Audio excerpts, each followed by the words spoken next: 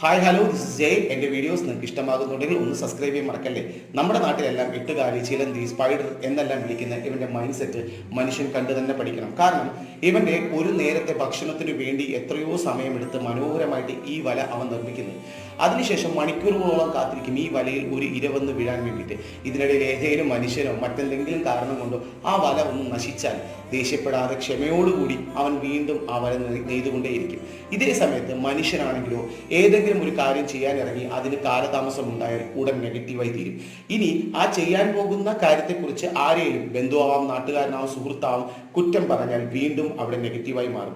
മനുഷ്യനെ സംബന്ധിച്ചിടത്തോളം ക്ഷമ എന്ന വാക്കിന്റെ അർത്ഥം അറിയാത്തത് കൊണ്ട് തന്നെ എല്ലാം വളരെ പെട്ടെന്ന് റിസൾട്ട് കിട്ടണമെന്ന് വാശി പിടിക്കുന്നവനാണ് മനുഷ്യൻ. നിങ്ങൾ മനസ്സിലാക്കേണ്ടത് വളരെ പെട്ടെന്ന് നേടിയ ഒന്നും തന്നെ നിലനിന്നിട്ടില്ല എന്ന് ചിന്തിക്കുക. അതേ സമയത്ത് സമയം വൈകി നേടിയ വിജയങ്ങളെല്ലാം ചരിത്രമായി മാറിയിട്ടേ ഉള്ളൂ.